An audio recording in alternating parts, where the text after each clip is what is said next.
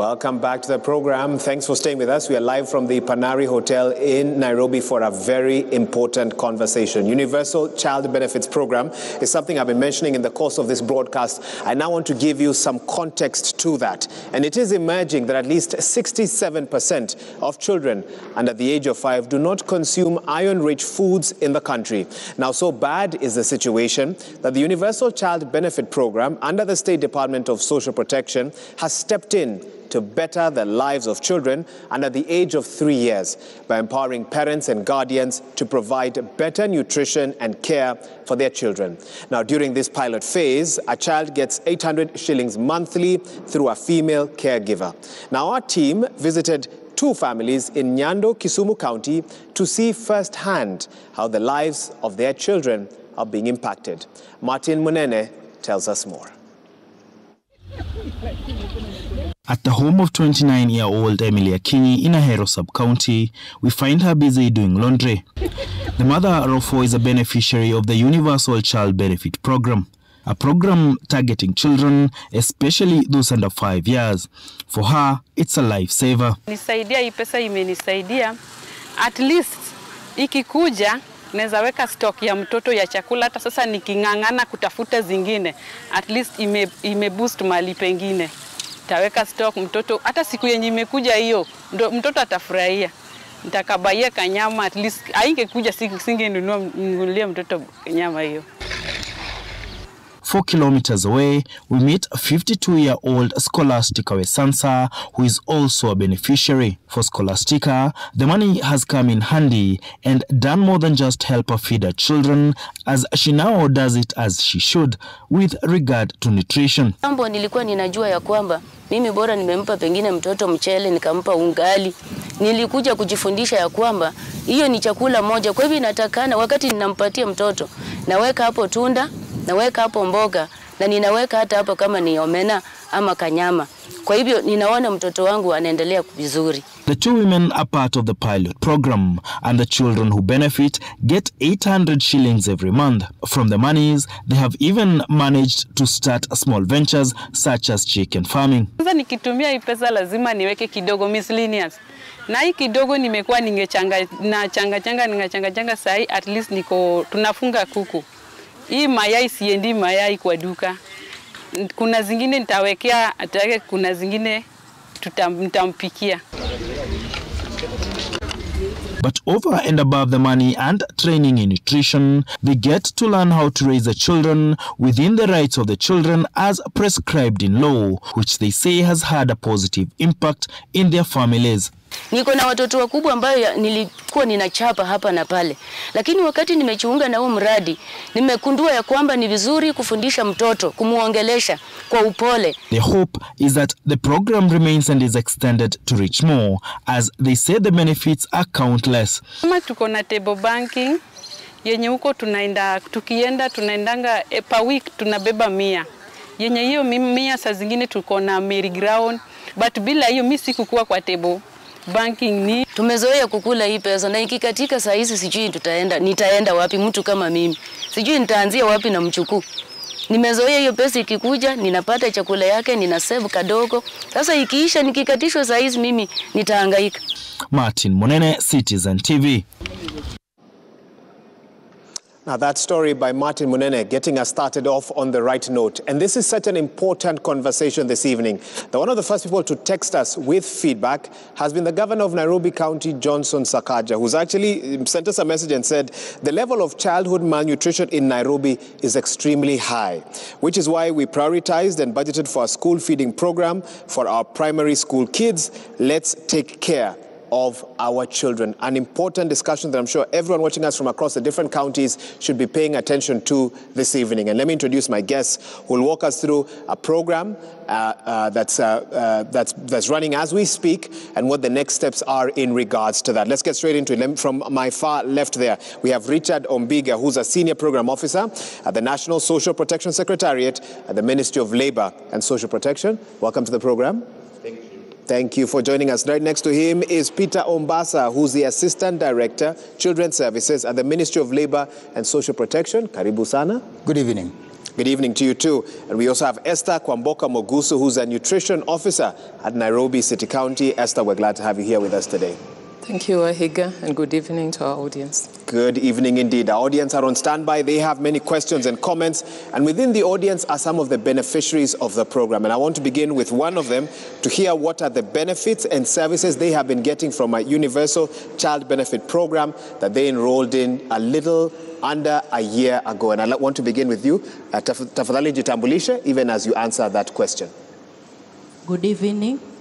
I'm Sabina Millicent Achieng from Kisumu County, Nyando Sub-County, to be specific, a beneficiary of Universal Child Benefit Program.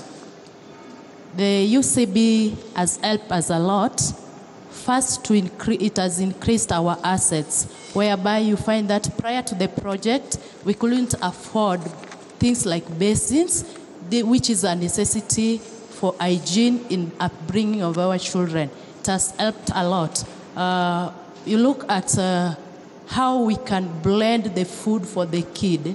With the stipend I received, I managed to buy a blender, and I was able to get good diet or food, fruits for my child. And that is, I will say, kudos to UCB.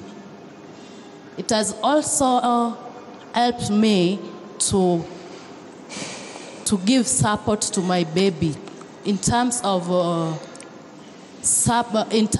what I can say, psychosocial support. There's a conducive environment for upbringing of my kid, whereby you find that the positive parenting classes that we are being undertaken, once you are a beneficiary of the program, equips you with the skills, the necessary skills on how you can support your child. You look at the developmental stages. You can be keen to notice that at each and every stage, in the growth of a child, there are needs that they require. So UCB has helped me to get to address the needs that we require for the upbringing of the child. Thank you. Thank you so much for walking us through the benefits and services. And we'll speak to other beneficiaries who are here with us, and we'll take some of your questions as well, wherever you're watching us from. Remember, 22422 is the SMS line, #NewsNight, #UCB, #Leave No One Behind. But let me immediately hear from our nutrition officer here today, Esther Mogusu. And Esther, you've heard what one of our beneficiaries has spoken towards. And there's a number I've been telling our audiences about since the start of the broadcast, 373 billion Kenya shillings, according to the Cost of Hunger report, is what is costed as, the cost of childhood malnutrition amongst children. Maybe help us break down this number for us even further and how it affects various sectors of our society.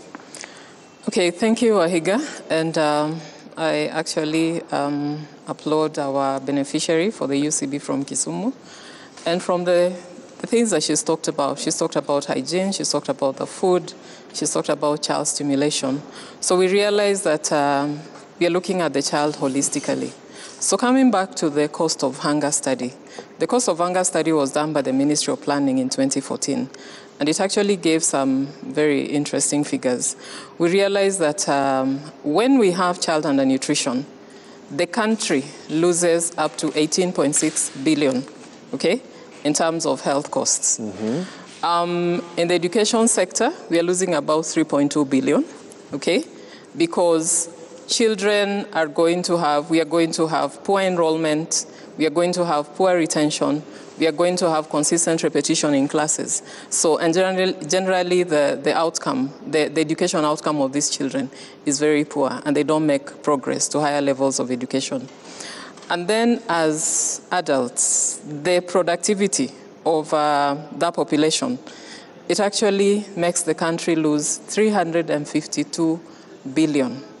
Because then it is a population that is they have cognitive and physical impairment, and because of that, they don't do well in school, and because of that, they don't progress to higher levels of education. And so whatever that they are able to do are just manual jobs, and the income that they're able to bring is very little money. This has been proven? Yes, this has been proven. It's a study that was proven. So we are losing 352 billion because of the low productivity. So overall, across all the sectors, that is how we are losing the 373 billion that you talked about. Actually, it's approximately 374 billion. 374 billion. Oh, yes. It almost sounds like the first 3 years of a child's development are so crucial to their future.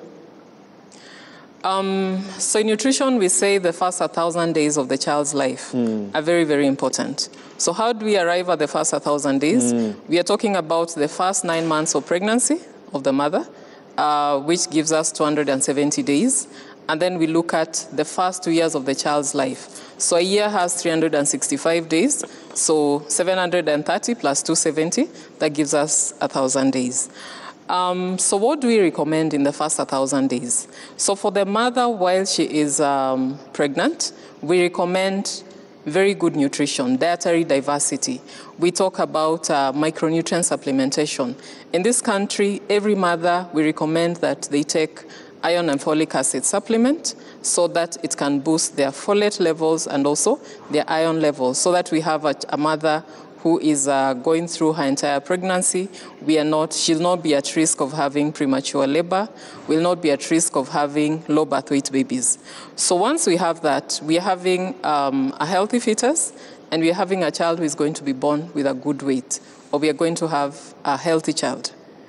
So the first 6 months, we actually recommend that the child only feeds on breast milk. So we talk about exclusive breastfeeding for the first 6 months of age. So once they're 6 months of age, we encourage the caregivers to now introduce other foods. I see. And these other foods are going to complement. They're going to complement what the breast milk is not able to take care of at that particular time.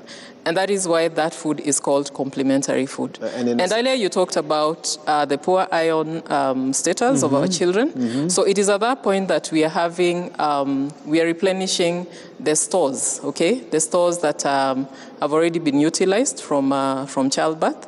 So we need to put in the iron, we need to put in the vitamin A. Okay. And that is why in our country we have a program where we have vitamin A supplementation for all our children from 6 months of age. In a sense, you work hand in hand with the beneficiaries quite closely, even as they undergo this program. And I want to bring in Peter Ombasa now. Peter, for those who maybe joined us late for one reason or the other and are chancing into this conversation, the solution, or one of the solutions provided tonight, is universal child benefit. For those who don't fully understand it, and why is it the solution to a lot of what she's outlined as the key challenges, what would you tell them tonight? Thank you so much, Waiga, and allow me to applaud my sister for bringing in some historical perspective and, of course, data regarding the universal, the nutrition aspect of it. Just to add on what she said, ideally, universal child benefit, as we know it right now, is a program that we are rolling out because of the gaps that were identified from the nutrition perspective. The reason being that we realized that quite a number of children, as you rightly said, over 67%, are having challenges in nutrition. Therefore, there was need for us to look at it as a State Department. How then can we intervene and be able then to complement the gaps that have been identified under the nutrition aspect? No wonder then we looked intensely to see how then can government be able then to come up with a strategy to be able to address the issue, albeit not exhaustively, but then in a way that can reduce the burden. Therefore, UCB was designed, or the prefix that we are coming up to be able to address pertinent issues that feed on nutrition. I am sure Richard is going to discuss more about the background and possibly the data that is surrounding that in terms of history, to be able then to come up with a perspective that is very elaborate to be able then to move on. Thank you, Maura. Thank you for that. And I can actually bring in Richard right now. Why do you think as a country, Richard, we needed to take this route? Thank you so much, Wahiga, and also my colleagues who have already, as you have heard from the beneficiaries and also from my colleague from nutrition. Number one, we are saying, if you hear that, the type of discussion coming around malnutrition, and we're talking about the 374 billion, which we are losing, treating malnutrition and issues of food, of stunting also and wasting, then you realize that families and households are not able to purchase the right diet and afford the right diet. What does that one tell you? That the issue of poverty, the high levels of poverty and low incomes within households becomes a key driver to why they're not able to afford a decent meal or at least a nutritious diet. That is our benchmark, so that a very huge percent of Kenyans are not able to afford a nutritious diet by virtue of the incomes. And that is why we think that supplementing the household incomes through a universal child benefit would really help the families be able to afford. You have heard from the beneficiary that now I am able to buy at least diverse, and as you heard from Madam here, that type of nutrition that is necessary for the full development or the proper cognitive development of the child, to the extent that now you can have the right outcomes around our children and the future of this country. So number one, I'm saying the rationale and the reason why we must have this is that many families are on low incomes. We need to supplement that. But with the overall picture for us, because you talk to economists, they'll tell you then, what is the value for us as a country?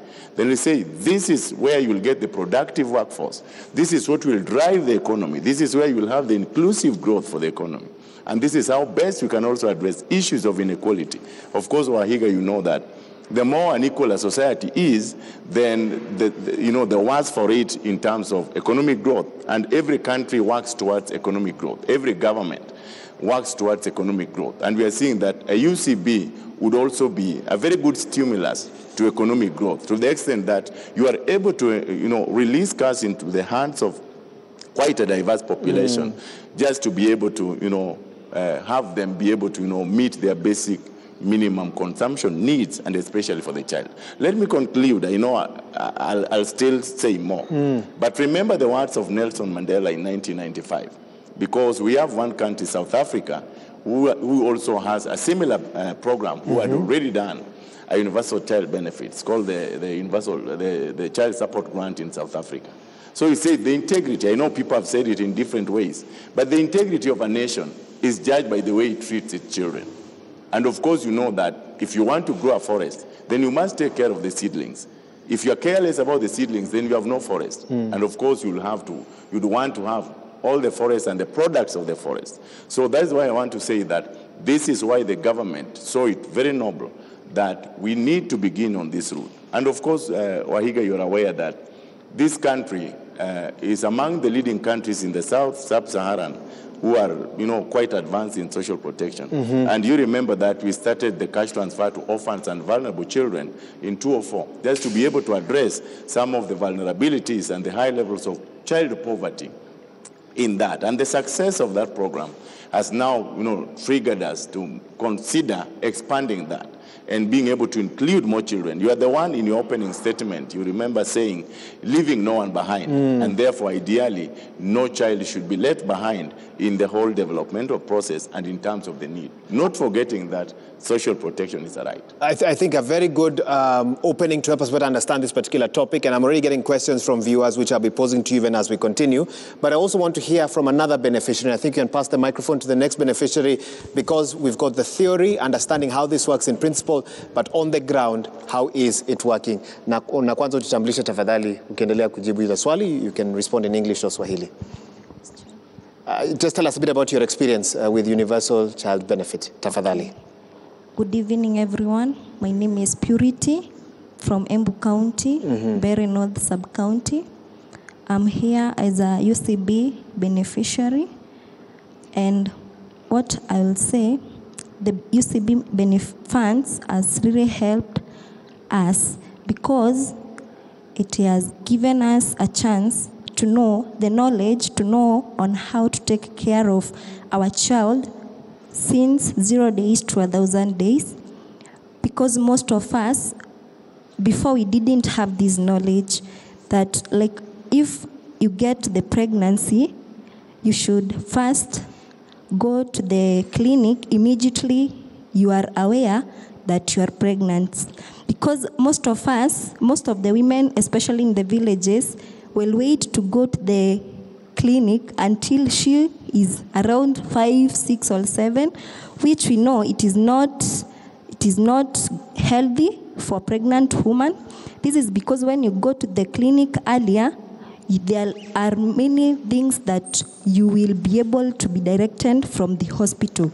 This being, you will obviously be tested for HB, which you will be able, utaweza kujua kama blood yako iko enough, na tunajua if it is not enough, it is very risky during delivery. Secondly, when you go to the clinic, you will get tested for the HIV, whether you are positive or negative, na hiyo itakuwa imekuprepare when you're going to deliver your child, she will be very safe from the disease.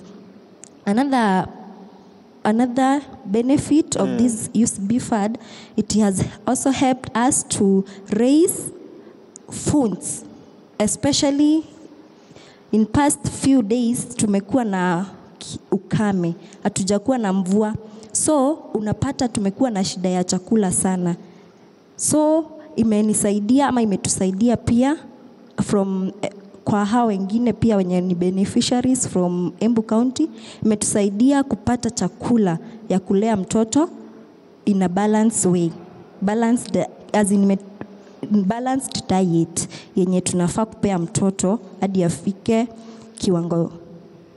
Asante sana. I think you've also added a new dimension that one of the other beneficiaries also spoke to.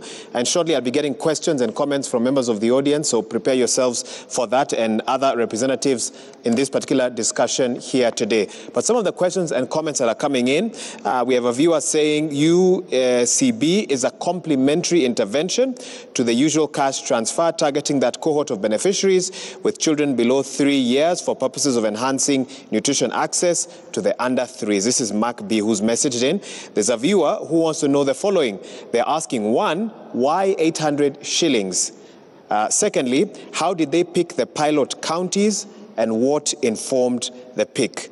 I don't know whether Esther, Richard, or Peter, any of you wants to take a chance at those Allow questions? me to just go ahead. Respond elaborately on why 800 and, of course, why we picked the 3 counties. But on this onset, I want to remind our colleagues and viewers that last week on 18th, we had a World Children's Day. I'm sure you were not very keen about it. And the theme was about equality. And fortunately, the same day, we had Bill Gates around. And he said just one thing that I need the audience to be able to articulate about it. He said, if I had a button to be able to treat different diseases, I will never choose HIV or cancer because everybody has been there. But I'll choose malnutrition because it affects the potential of a human being. And that is why we are thinking closely on UCB. Then I come to the question, why 800? It is a question that we've been asked severally in very many forums, and the answer remains the same despite the number of forums that we are able to go to. And this is the answer. 800 was a calculation culminating from different interventions from different countries that have gone through the UCB. Historically, UCB started from Europe in Finland, and then during the Second World War, and at least most of the European countries until UK, to cushion most of the children against the Second World War. Then came back to East Asia, and of course the latest ones are Mongolia and of course South Africa in that region. In Kenya, the reason why we have picked 800 is twofold. Number one, what is the amount of money we were having in our disposal to be able then to pay for 1 year. That calculation was how many beneficiaries do we have against the amount of funds that we have. Then we calculate and say, all right, this is the amount of money we have. I know the next question you might want to ask, is that enough? The answer is this. The amount of money we are giving is an addition, is a complement, according to how Mark B, I think, has just written, is a complement to what we give under the Inua Jamii flagship project, which is a government project that gives 2,000 shillings to every beneficiary. Therefore, in any particular 2 months, over and above 4,000, we are giving an extra 1,600 to look at the nutrition component of that particular household. That is the basic thinking and the basic principle. The other question that I just want to talk briefly, and my brother will complement, is why did we pick on Embu, Kisumu, and Kajiado? And to be very precise, why did we pick on certain locations within those 3 counties? Remember, a county is big, it has sub-counties. We didn't even pick the sub-county. We went to the location. Three reasons, very quickly. Number one, the number of children who are in those locations, especially under 3, using the census of 2019. Secondly, the poverty level of those locations that we picked. They were a little bit higher than the locations that were adjacent to that particular program. Then thirdly, we were riding on basically the government project called Inua Jamii. We wanted to be in a location whereby Inua Jamii is there. Yes, Inua Jamii is in every location in the country, but the numbers might differ from location to location. You might get a location has less numbers, another one has more numbers. I wish to maybe request Richard, if he has anything to add, he might be adding, then you can ask. Richard, you can respond to that even as you tell us how you picked the beneficiary. And he's touched on it, but you can zoom in on it a bit more for the pilot program. Thank you so much, Wahiga, and thank you for our viewers who have asked this question. So number one, it's important to note that even when we are talking of 800, and some of us may think that amount is fairly small, it is important. We have done a comparative analysis of different universal child benefit schemes across the countries, and that amount stands an average. Is actually a median of what is paid almost across the various countries that are already implementing universal. So it is not very low, because ideally we are not replacing the whole household's income. We are only supplementing what is required for the child to meet the nutritional needs of the child. And if you do an analysis of that, then it comes to around that particular amount. Of course, this will be indexing gradually according to inflation. Somebody will say, yes, the economic times do change, but yes, we'll continue adjusting that. And of course, in addition to what Mr. Ombasa said, what was available for us. In terms of choosing the site, just to add something a little bit, we also wanted to test this and see how does it come out across different socioeconomic contexts. Because you see Embu in Beren North, where we have chosen a fairly rural setting, so that you'd want to see with this transfer, how would it play in a typical rural setting? And then you look at Kajiado, providing a fairly urban and peri-urban setting, so that in what we are doing in Kajiado Township and Ildamat area, you'd give you a fairly, the dynamics around that transfer in an urban setting. And then the Nyando, in the locations of Kochogo and Kakola, you'd want to see how then would you see this in a fairly peri-urban setting, because the locations are almost along the way to Kisumu. So that would give us how then with the different beneficiaries in different socioeconomic contexts, interact with this. But then in addition to that were issues of malnutrition and stunting. Remember, that is one thing that you wanted to see, how then can we be able to promote those developmental outcomes and milestones on children.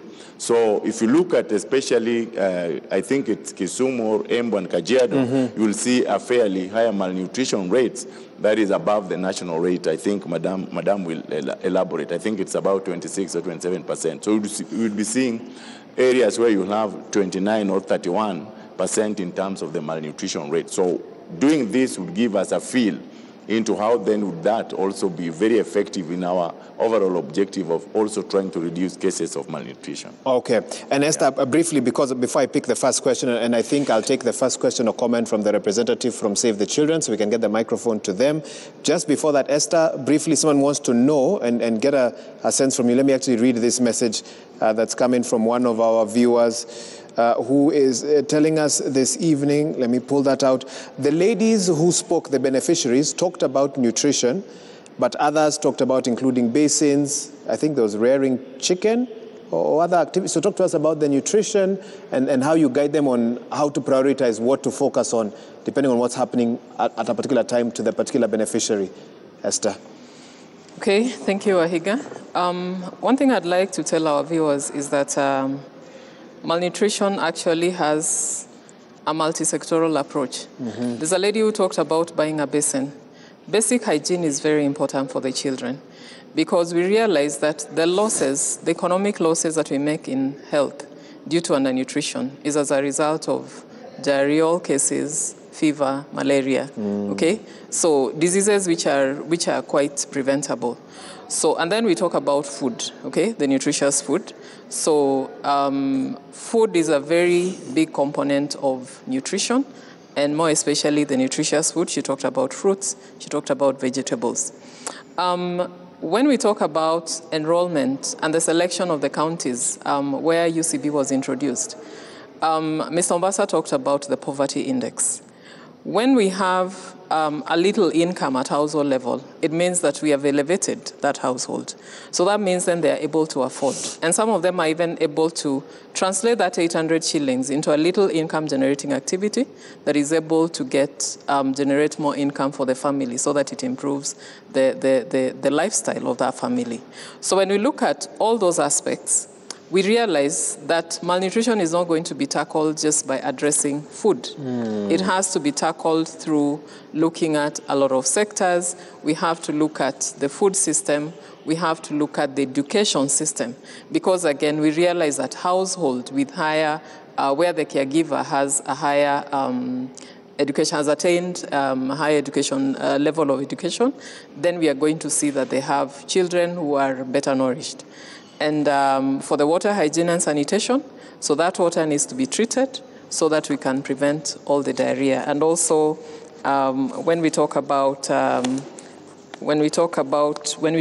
social protection, so when they get the cash transfer, so that social protection, that psychosocial support, the stimulation of the children, then that is something that actually encourages the cognitive development of the child. So holistically, we are going to get a healthier child, not just in terms of food, but also in terms of everything else. I think that this child puts some needs. context, and I hope the viewer who's watching has gotten some response to the question that they asked. Okay, let me throw it now to those who are sitting on this other end, and I think I want to start with the representative from Save the Children. Do we have a microphone for them? You'll begin by introducing yourself and then make your comment or ask your question to the panel. Good evening. My name is Ruth Mbuthia from Save the Children. I'm a nutrition officer supporting the Universal Child Benefit Pilot Project in Kajiado County. Okay. Yes. What's your contribution to this? Because I know Save the Children has played a part in this rollout of this particular program. Why did you see this as so crucial to where the country is in lifting up the standards of mothers and children out there? Great. So with the Universal Child Benefit Pilot Project, there are direct changes we have seen with our beneficiaries, just as they have stated. For example, the money they're getting, we're able to give them information through the Ministry of Health and also the Directorate of Children's Services. For example, with nutrition, to direct their purchases of food, to vary their food groups, to eat from a diversified diet. And also, for example, with under positive parenting and also child protection, they're able to report cases of child abuse in the community. And we also have a component on disability inclusion. So we have the community, for example, in Kajiado, are able to, once the cases of disability are identified in the community, they're no longer hiding the children. So they're referred to the health center where they're assessed and also encouraged to be registered with the National Council of People Living with Disabilities. How significant or how impactful in a negative way would you say the drought that the country currently finds itself in was upon your program? I don't know if when you were rolling it out in November last year, whether you anticipated what would be happening in the country in August or in September this year. All right. Yes. So, for example, in Kajiado County was quite hard hit with the drought situation. So the challenge with implementing the Universal Child Benefit Pilot Project, for example, the mother-to-mother support groups that our beneficiaries have been attending, we find that the mothers are now moving further in search of pasture and for their livestock. So the priority has now shifted to searching for pasture and water for their livestock. So attendance also of the mother-to-mother support groups has been minimal. And also we have the men as well. We have been engaging the men in these teachings on nutrition and also positive parenting. So the men are also taking up the role of searching for pasture and water for their livestock. So that has been the challenge with the drought situation in the county. Okay, thank you so much for that and for making your comments. Let's pick some questions now. Who's ready? Okay, this gentleman, you'll introduce yourself even as you ask your question. And I can take another 2 more and then I'll allow the panel to respond. Thank you so much, Wahiga. My name is Dr. Karanja. I am a pharmacist and a champion for the universal health care. This is a very interesting discussion that you've chosen. And my question is that I know this was implemented especially to caution children post-COVID. And we know that during the COVID period, we had at least 4,000 documented teenage pregnancies, meaning that by 2021, we had at least 4,000 deliveries, assuming that they were single but they didn't have twins. So, with twins, it makes it even more. So how then are you planning to tailor-made this project to make sure that these 4,000 teenage mothers are well cautioned during the time when their children are below 3 years of age? And then how then can you make this specific, instead of going to picking locations, you can pick on even single cases, because you might pick on Kajiado, but Machakos had the highest number of teenage pregnancies. So how well then, it might not have the highest level of poverty, but it has the highest number of teenage pregnancies. So how then do you tailor the UCB to make sure that majority of these teenage mothers benefit? Of course, Wahiga, you mentioned that the 800 shillings is channeled to through female caregivers. What happens to the male caregivers? Thank you. That's a good question. Okay, we can take a second one. You're ready? Please proceed and begin by introducing yourself to us.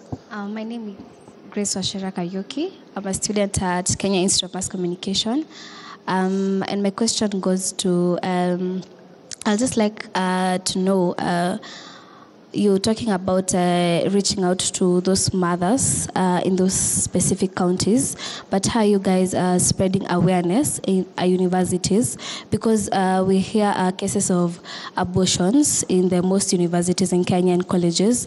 So what are the ways that you guys are implementing to create more awareness in our universities? And the second question I had about you guys talking about cash transfers. So I just wanted to know, what about that mother who is in maybe a rural area like in Turkana, who cannot be able to, who maybe does not even have a phone or maybe even a bank account? So how do you guys reach to such people in those rural areas? Yes, thank you. We're getting very good questions coming in. Okay, I see 2 other hands up, so we'll pick one and the other gentleman, and then we'll now take it up from there. Yes, maybe you can pass that microphone behind you. You may proceed. Begin by introducing yourself to us, please. Thank you very much. My name is Samson Otieno. I am a quantity surveyor and also the National Secretary General of the TVET students through the TVET Student Association. Wahiga, I have two questions. The first one is actually on the teen parents. The teen parents that are benefiting from this particular program. Maybe after 3 years, the same parent gets another child. Is the parent still going to be viable to be cushioned in the same program? And my other question will be, with these current hard economic periods, do you do follow-ups to actually ensure that the 800 shillings is actually being used in the proper upbringing of these childs or otherwise? And my final question will be, I'm keen, or I'm interested to know how you accommodate the special needs parents in terms of proper or positive family upbringing, probably the mentally ill, the deafs. How do you actually accommodate them even in these classes that you have? Thank you. Thank you for that. Maybe we'll just take one more. I hope it's only one question. I feel like my guests will be overwhelmed. But you can go ahead and begin by introducing yourself to us, please. Yes, you. Thank you, Wahiga, and thank you for all the panelists. This is a timely discussion. My name is Samuel Buru, a parent, a guardian, and one of the leaders of Nairobi County. So my question is to the panelists regarding the cash transfer. Kenya today is a country which is in an era of the Fuliza part of it. From the 10 citizens, 9 people have Fuliza in their mobile phones. And now it comes now to the cash transfer for the targeted groups. What precaution measures do you put in place that the 800 bob which has been sent to a certain parent has not been haimezwi na Fuliza? 2, the follow-up of the empowerment skills now to the targeted person. I'm sure maybe you hold this category in a certain place for the life skills. Then do you make a follow-up at the mashinani level? Ati huyu mama akifika nyumbani, ile skills mlimpatia pale hivi kwa hiyo class yenyu anaifuatilia. Isiwe labda you have empowered this lady on how to rear chicken. When she gets back to her homestead, hasa anapata baba labda akona 1, 2, 3 in the aspect of diversification. Hii pesa ilikuwa ya kufuga kuku. Amefika nyumbani, baba anamwambia kosa tulipe rent. Itakuwaje?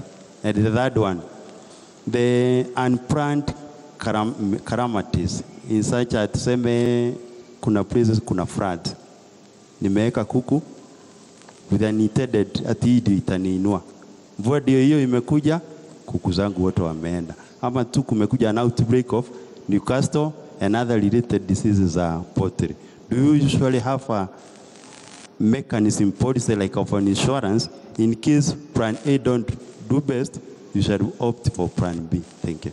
Very good questions. Simuwapigie makofi tafadhali. Now the pressure is on the panel to respond to as many as you can in as little time as possible so we can get a few more. I don't know who would like to begin. I want to make it open. Whoever's ready, you may proceed to tackle some of the questions. I might want to start so that I'll pick randomly so that I leave the other questions for my fellow panelists to be able to look at. I'll pick this way.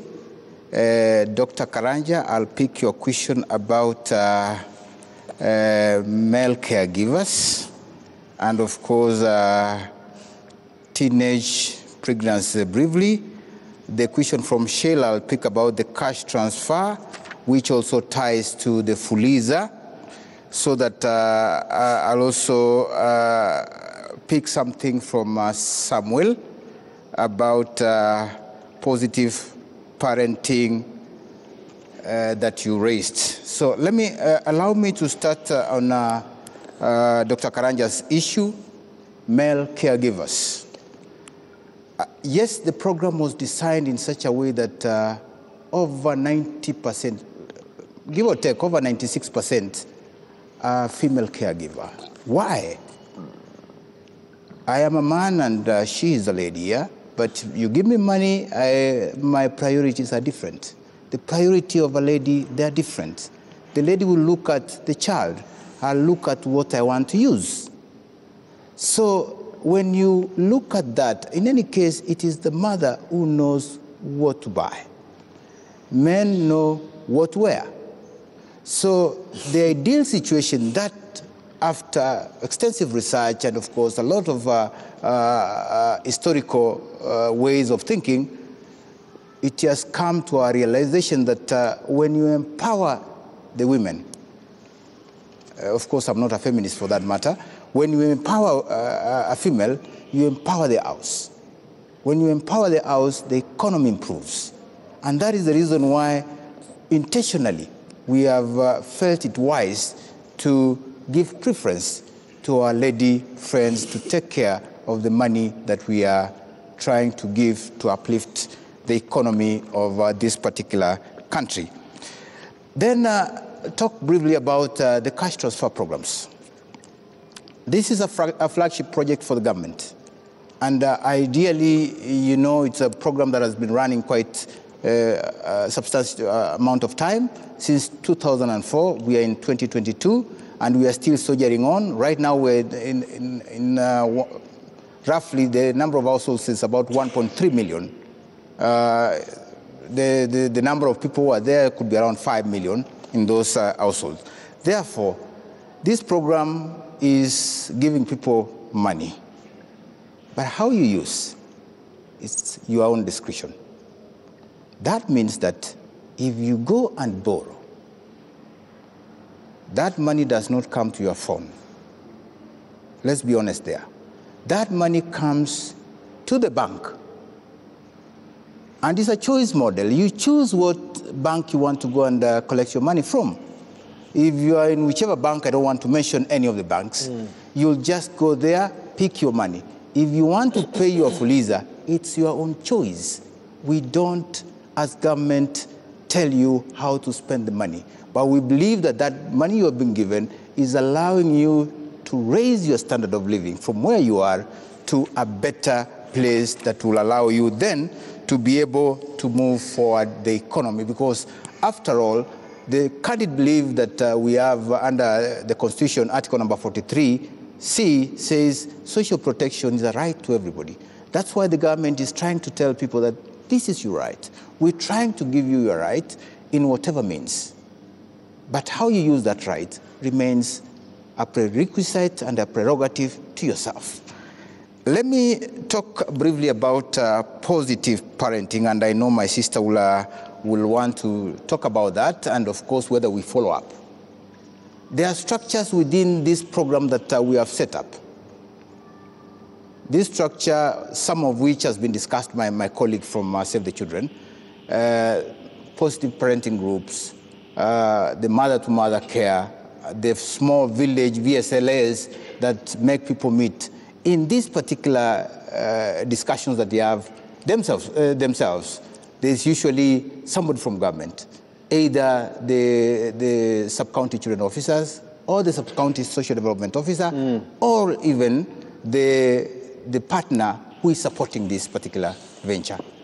In that, they are able to effectively address the issues that are of much discussion. Okay. Thank you. I think I didn't want to extend that. My colleagues will pick on the others. They'll fill the gaps. Let me jump you, Richard, hear from Esther, and then I'll come back to you to finish. Esther, go ahead. Okay, thank you, Ahiga, and thank you, Mr. Ombasa. So just to catch up from where he left around the issue of the female-headed, not female-headed, the female caregivers, and why we target female caregivers. Mothers are the primary caregivers of children, and decisions around food and nutritious food for that matter, and anything else that concerns the child, and by extension the larger family, it is actually, women are very passionate about it, and that is why they are targeted. Something about positive parenting. We've been told about the various forums that are actually there at the community level, and this came from the lady Ruth of Save the Children from Kajiado, the various fora that they have around positive parenting. And just as I'd mentioned initially, what we are teaching mothers and families, again, we're talking about child stimulation. What is child stimulation? Every child needs to be stimulated at whatever age. Making a child smile, making a child play, making a child do activities. We know that that is very common with the CBC program that we have these days. Parents leave the house early, they come in late, they don't play with their children, making toys, even from just locally available materials for their children to play with. And when you stimulate your child, if a child has any disability, it will be very easy for you to recognize that at a very early age, and they will actually be taken up for care. We talked about milestone development again. With every age, every stage, there's a new milestone that the child should be able to do. By about the second, third month, the child should be able to smile, the child should be reaching out, there's an age the child will be rolling. We expect by 6 months the child will be sitting. We expect by 8, 9 months the child should be crawling. By 1 year the child should be walking. So if there is any delay, then it means that the parent is able to get this early enough, and the child is going to get help. And then we talk about so the kind of discipline that she talked about: children being beaten, children being harassed, okay? And the kind of, so what is the age? What age do you discipline a child?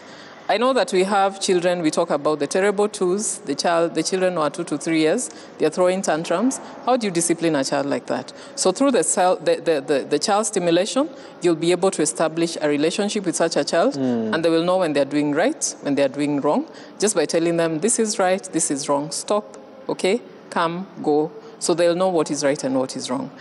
I will also answer the question of Grace about awareness at the institutions of learning.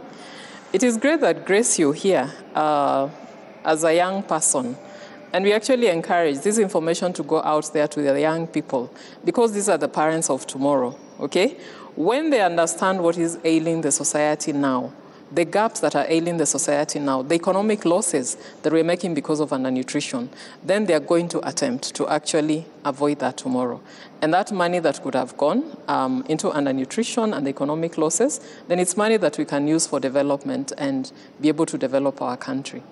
Okay. Thank you so much. Richard, you can take us through your questions, and then we'll pick a few more from the audience. Thank you so much, Wahiga, and thank you, colleagues, for those very interesting questions, very context-specific, very real-life issues, and thank you, my colleagues, for providing the answers.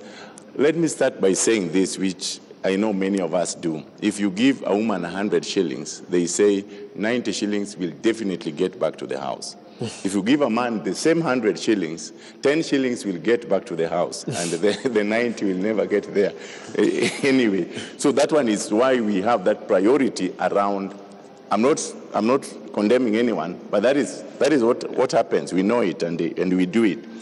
And then number two, in terms of how do we ensure that this money goes to the interest of the child, and how do we do follow-up? Let me make something very clear first.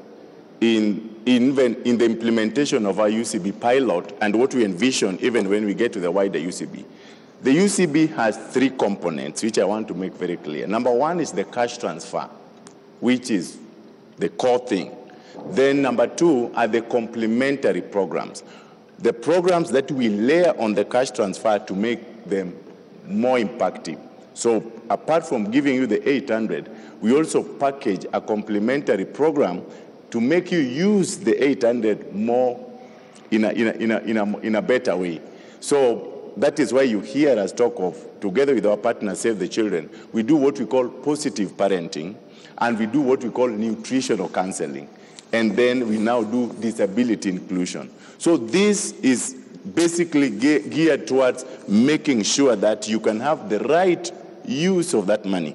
I admit you could hear the beneficiaries talk, and they told you before and now during. And a lot of what is changing their behavior around the nutritional, aspect is the type of lessons they are getting, the information that they are getting, the package that comes along with the money. So we don't just send the money and say, okay, fine, make your choices.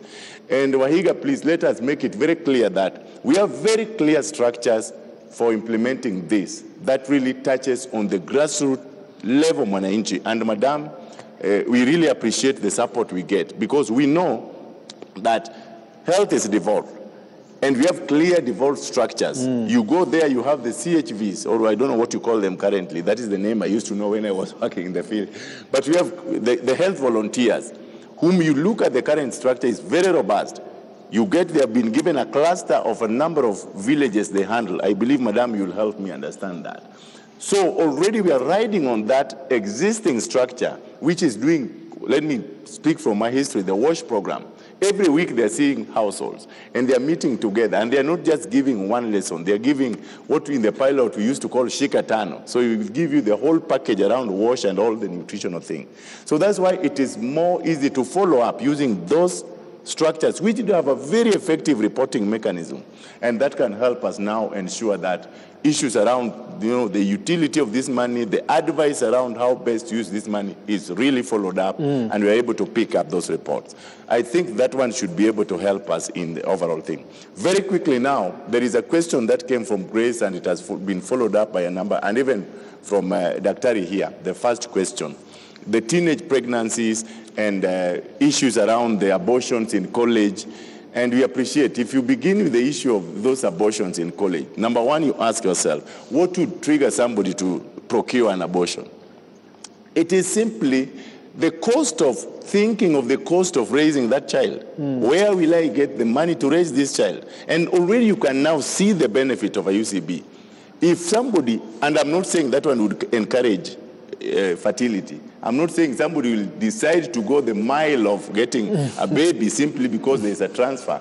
I think that is what I call a simplistic argument to that. But ideally, you are saying, from that inclusive perspective, you can see that the insecurity, the economic insecurity is what drives somebody to procure an abortion.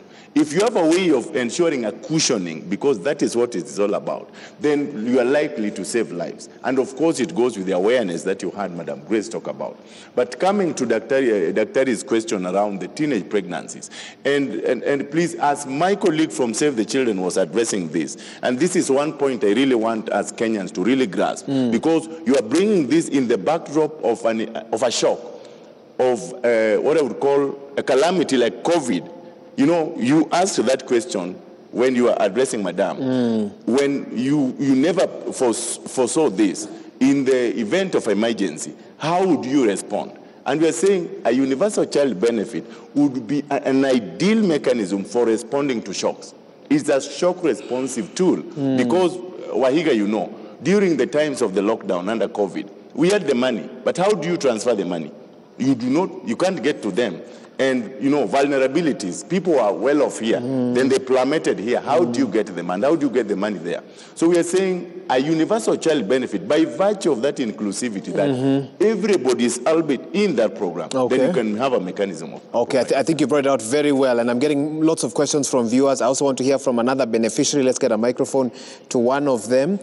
Somebody says here, what changes have you witnessed in the community you are working with in one of the project sites? And I think this is to my panel, so please note that. And they also want to know what have been the challenges in the implementation of the UCB project. Okay, that's from one of our viewers. Someone else says, are you planning to go to other counties? What's the plan in regards to that? Let me read some SMSs using the hashtag NEWSNIGHT SMS line 22422. MK is asking which counties is the program being piloted. I think those have already been explained by my panelists here today. Someone says, Dorothy Wangeshi, you say universal child benefit is the way to go to reduce inequalities and ensure that all children have access to good nutrition and other basic rights. I had another one here.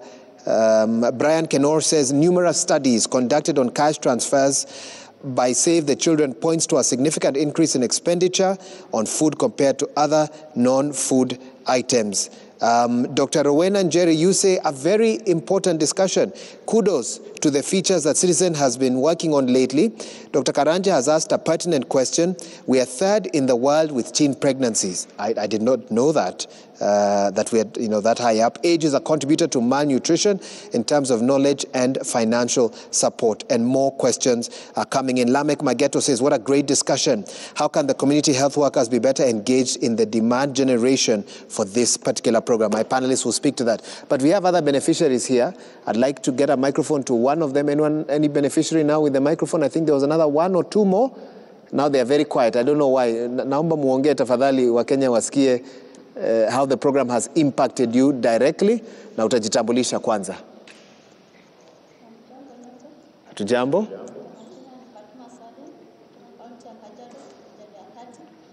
Okay, naomba ungoje kwanza, nasikia microphone haifanyi kazi. I think imezimwa. Let's get another one to them, and please just make sure it's on so that we can hear her clearly. Unaweza endelea tafadhali.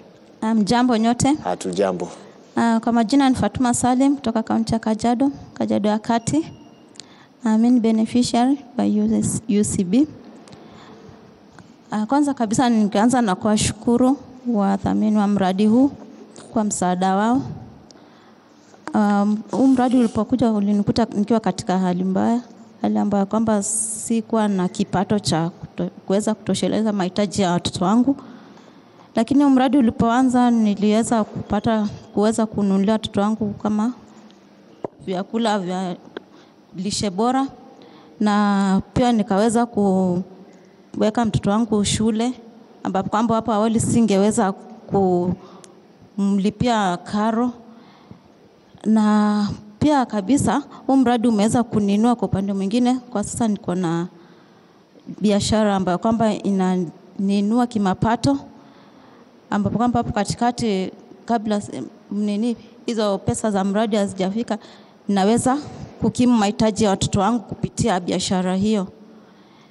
Na pia nimeweza kuninufaisha kimafunzo, nimeweza kujua umuhimu wa lishe bora kwa mtoto na malezi mema pia. Asante kwa kutuelezea.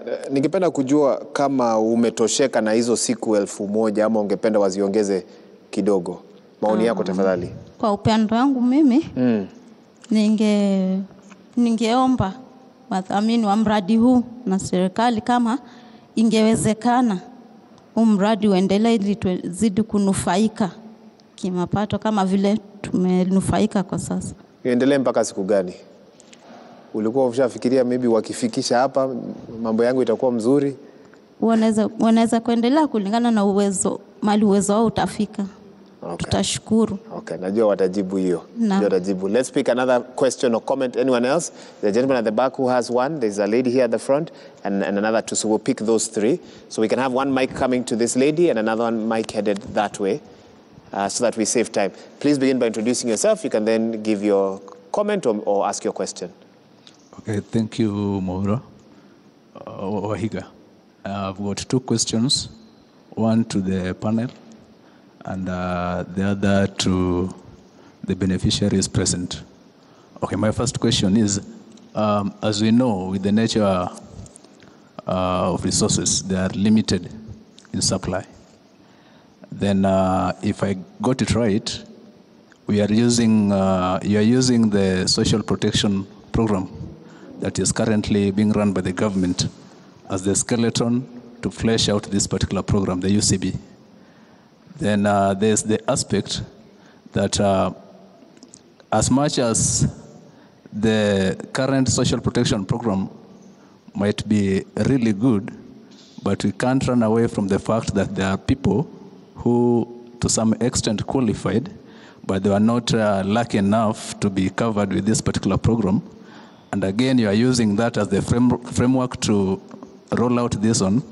Are we to an extent not leaving behind a portion of the population that might be really in need of this particular support?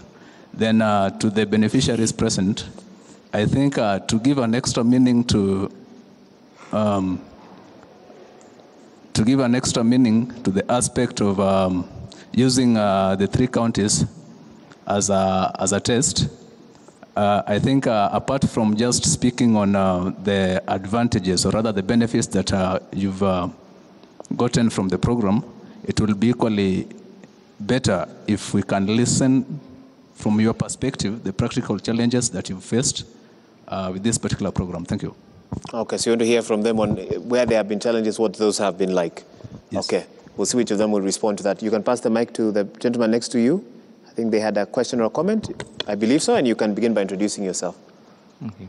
Thank you, Maura. My name is Masharia Mushoki, and my question is,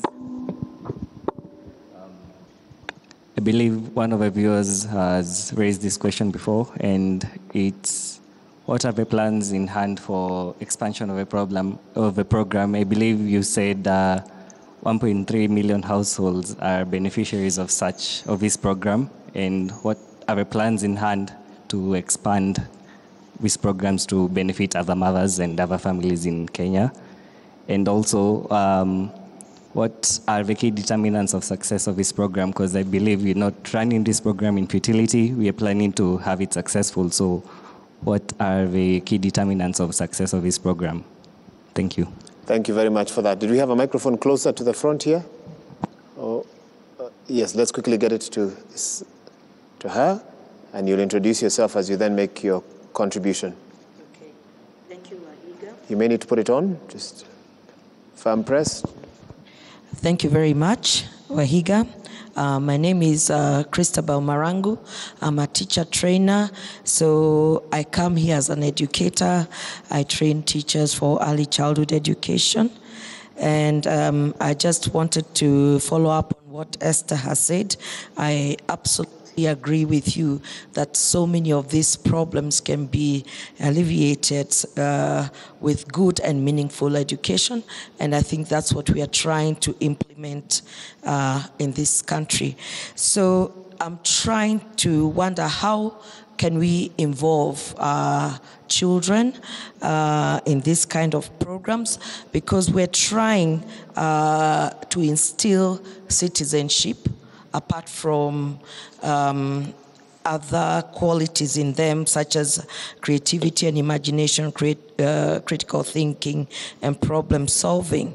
So how can they creatively be involved, either through projects that they could creatively come up with, and actually see the impact of what they've done, not just probably dishing out money or foodstuffs, and so that can also plant a seed in them, and see that one person can make a great difference, and not only wait for other people to make the difference, or to see this problem solving needs to be done by government or organizations such as yours, and Save the Children.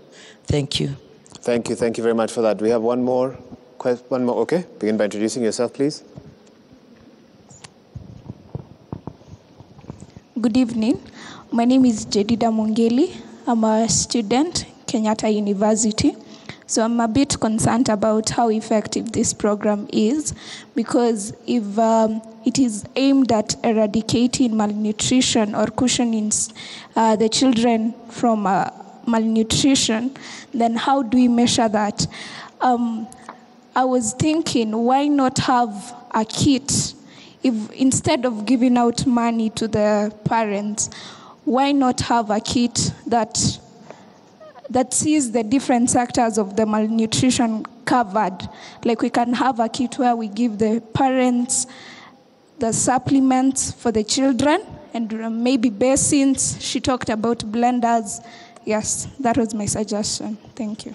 Okay, thank you very much for that. Thank you for all the questions. And now over to you. I don't know, do we switch it and start with you, Richard? Okay. And give you first stab at it? Okay, let me start with the last first. And I would say, why would you not give a kit instead of... Already we appreciate what is being done by the Ministry of Health and the packages that are being given. You heard of Madam talk of the supplementations. But Jedida, that I do not want to make choices for you. when it comes to what you eat, even today, you go to a buffet, you are likely to choose what you want to eat than eat what somebody has chosen for you. So one of the basic things is to be able to give the adequate information to the parents. They always say, teach one how to fish, and he'll be doing the fishing himself, and that would be better, sustainable. So tell parents how to, and empower them. The money is simply for economic empowerment, for the cushioning, and the nutritional counseling for choices, so that they can make their own choices. If I may chime in, wouldn't her concern then be that you are more likely to have people who misuse it? I think her approach was it's harder to misuse supplements if they are already provided or some of those other things. How do you then find that balance where people just don't think, now I have free money and I can do with it whatever I want? Let me tell you, Wahiga, I also have cases of people who we gave seeds for planting, and they either sold or washed the seeds for something. So I think what Madam was emphasizing in terms of the type of information you package would better bring the behavior change. Because when you give that, it's even more costly than when you transform the person to be able to do. And remember what Madam said in terms of, the plus components enhancing the productive capacities of the families to be able to produce more, because that is the spirit of this particular program. I hear you, and it is true, but it would be more sustainable when in the short term we can intervene by providing, but then in the long term it is better when they do it for themselves, because you will hear from the economists, would you want to keep these people in that program forever? No, it's not sustainable for the country. We are looking of how then can they graduate out of this program by being more productive and giving it for themselves. That's why when you see them do the shikatano, they talk of the kitchen gardens, so that I don't give them the iron supplements. They can do their own saga and suja in their backyard with very little intervention, and the small eggs they can do, and then it will be more sustainable and also have something in surplus. That is one very quick one. And I would want to emphasize that. Then for my colleague from the early childhood, Madam Christabel, is that Christabel? I just want to give you this statement I read from your corridors in the Ministry of Education. Give me a fully developed child, and I'll give that child education. That is it. So if you are able to intervene to the extent that the child is cognitively fully developed, then I can give, then they can now do the CBC. Because if there is any damage in the first 1,000 years, you will hear Madam tell you, then you cannot correct that. You will be a daft forever. And that will go for even for our institutions of higher learning. So I hear you, yes, but it is very important that creativity, that critical thinking is simply in terms of how did you intervene in the first 1,000 days to ensure that this child, in terms of the brain and cognitive development, akosawa, and is able to grasp and integrate concepts. And that would be it, and that would be the killer punch to all that, and CBC will be flying, and even us will be flying. So before I give it to the rest of my colleagues, in terms of the limited resources and expansion, we are aware of this, and we are saying, yes, we take note of even the current economic situation, the austerity, and you can see the fiscal consolidation, and you go to Treasury and they'll tell you, no, we don't have money for, expanding. But we are saying, yes, we don't need to do this with a bang. Remember, the pilot is to be able to test, to provide good evidence and information that this is a good program for the country, and it gives return on investment. If you invest in your younger age, Dr. you are here, then they are likely to be more productive in their later age. Somebody said, in the industrial era, the wealth of nations were measured by how many industries and the base of your manufacturing. That was those days. But now, as we are speaking with you, Wahiga, and my colleagues and all Kenyans watching, that countries are now not competing at the industrial base. Now they are competing in terms of intellectual capacity. How many of your workforce are able to compete in the digital space? How many of your young guys are able to run the digital technology and be able to compete in the global market? And that is why we are saying we have to make this right investment for us now to be able to get the return. Okay. And I leave it to the rest of my colleagues. Okay, let me allow Peter to come in. And Peter, part of what I hope you can speak to, and this was a question that came in from a viewer, I want to make sure we don't miss it, was what changes overall have been witnessed in communities that you are working with for this project, but what have been the key challenges in the implementation of this project? I don't know if you can, or you can touch on it later if you had more to say now, or you could even take it head on right now. Let me try to touch briefly on what Richard said, and of course I'll talk about what I think his name is, I can't remember the name, but I'll give you a small narrative to expound on what my sister, sorry for that, my sister brought in. I come from an area where we believe in corn. I mean ugali, for that matter. And if you take that maize to Mandera, the possibility of that maize being cooked is a little bit lower because it is not their stable food.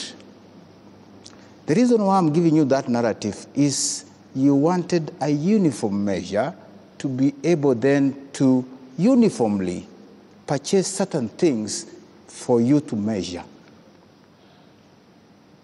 The ideal situation of my sister buying a bucket might not be a need for Fatuma in Kajiado because the needs are diverse depending on the geographical area and the needs at that time.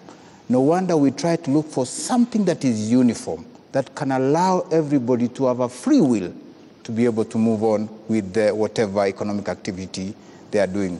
If you, historically, the Kenyan government was giving food relief earlier on. The cost versus the food is exorbitantly high. The cost of transport, the cost of everything is high. But when you give money, the cost of transferring that money is relatively cheap. Therefore, we are moving into that direction. We are not saying that we are not going to give relief, but it is cheaper to give that.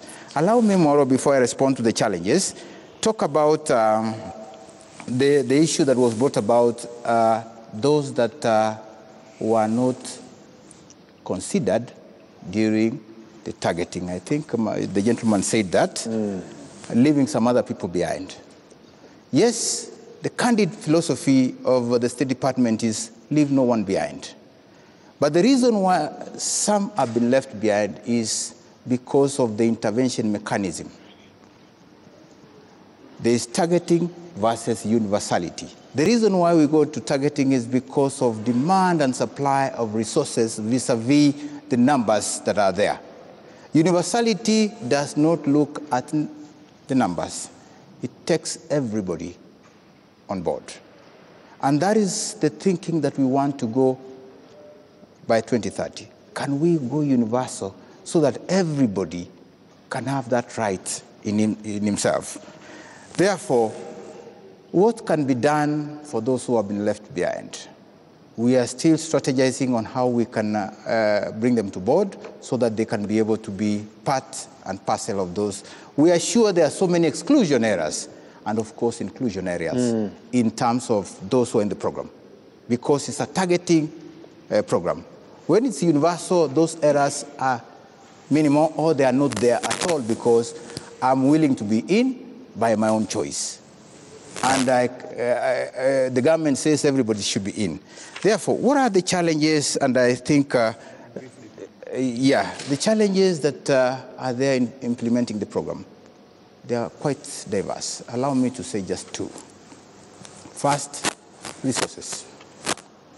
Resources are limited. Not because the government doesn't have that, because of austerity measures that are there currently, and of course, the way we intend to move. Number two is the poverty level. It's a big challenge. You realize that over 80% of our population are in the informal settlement. They're informal workers. Therefore, their purchasing power is relatively low.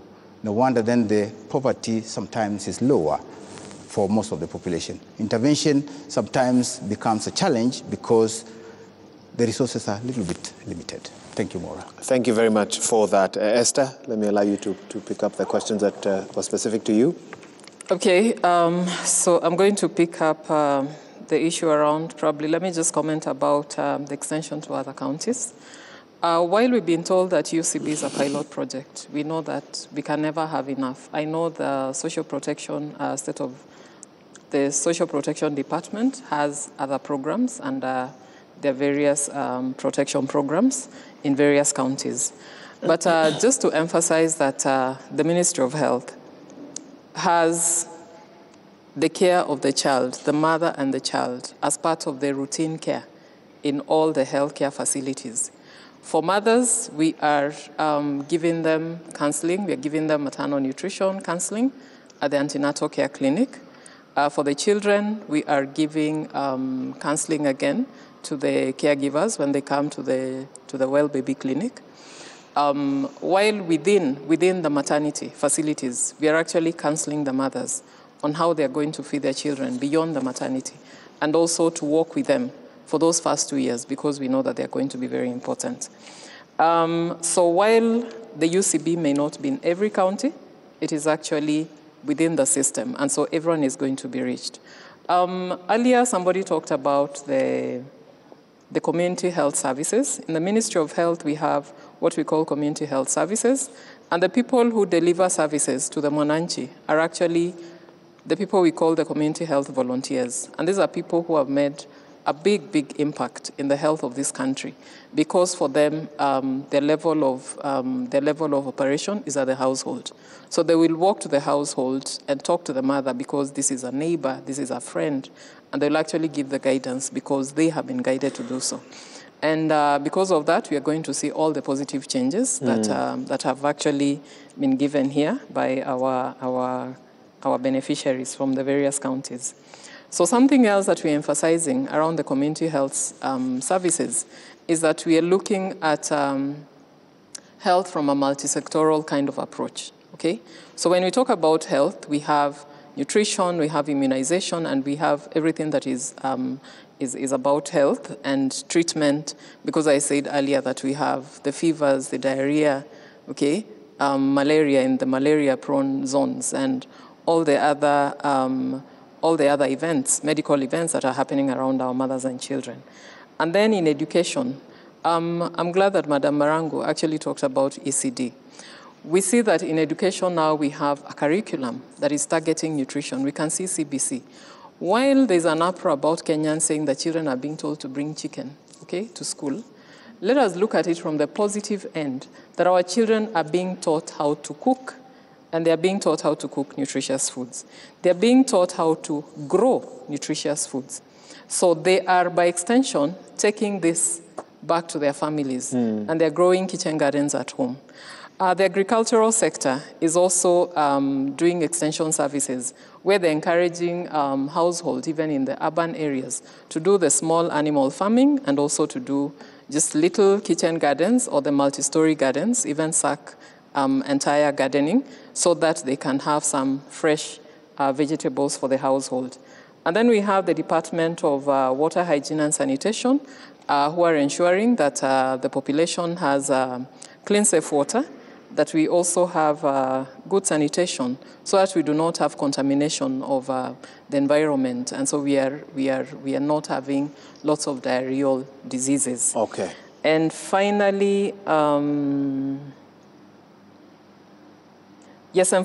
something around the guided nutrition practices because of nutrition counseling. So we are seeing social behavior change, which is a very positive impact at the community level. So it is not about that one meal that we're encouraging the household to give to the child, but it's about general community social behavior change, so that we promote positive behavior for the household. I have about 4 minutes left on the clock, so I need to be very strategic with what I do with those remaining 4 minutes. Is there a final burning question before I allow my panelists to make their closing submissions, a minute each to each of them? Any final burning question? You have one?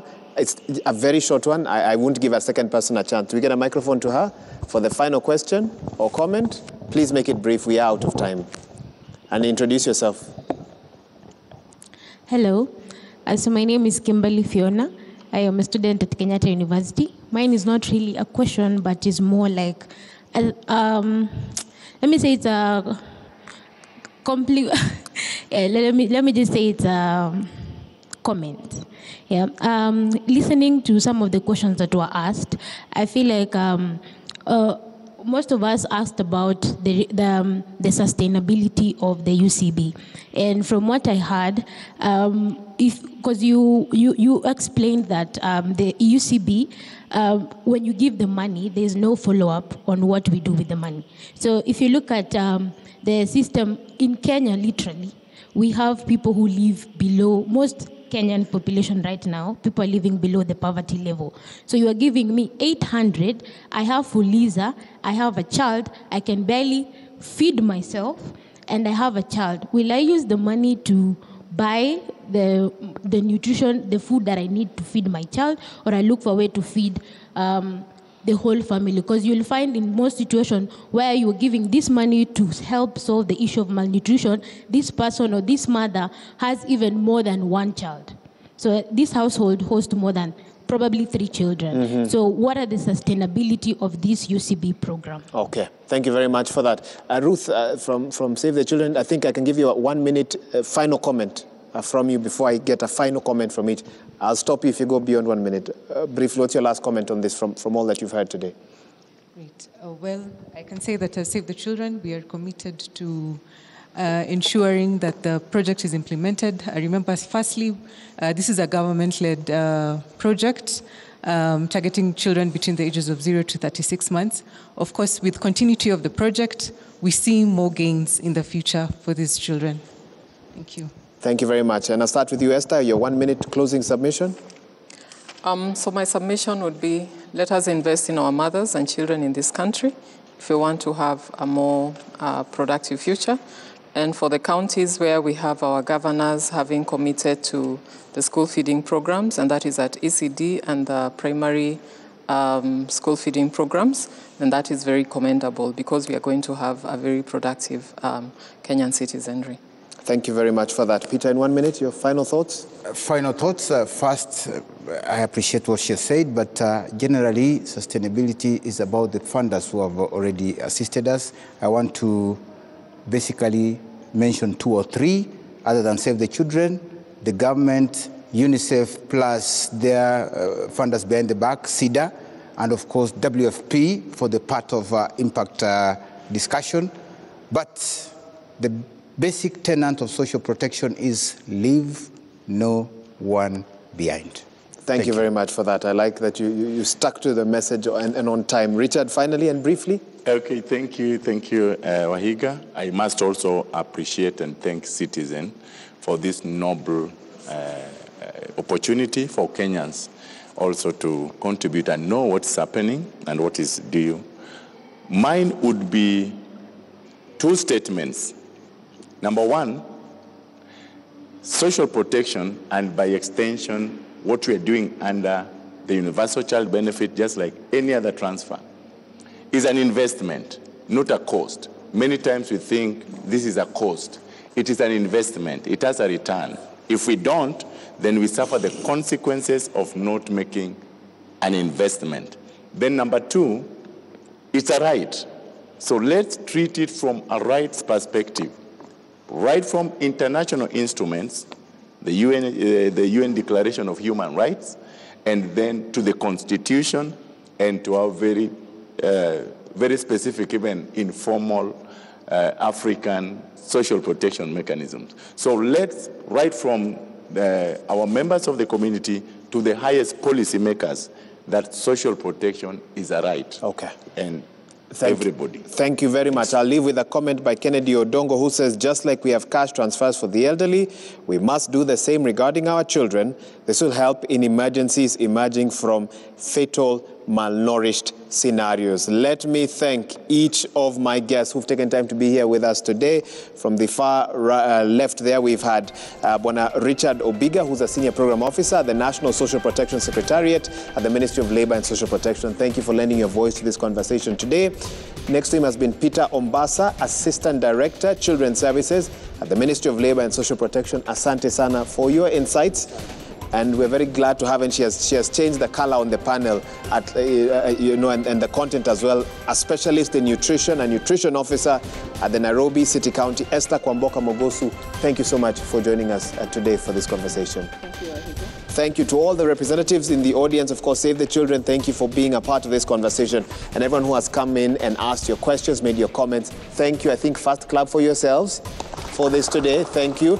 As you clap for the panel as well, for them being here with us today. And all the questions we've gotten, this conversation has gotten quite some feedback by the SMS line 22422, #NewsNight, #UCB Kenya, and #Leave No One Behind. Let's carry on the conversation online. I know they'll be looking at the feedback and they'll be responding, so keep tagging those hashtags that I've mentioned, and these are conversations that we shall continue talking about in the days to come.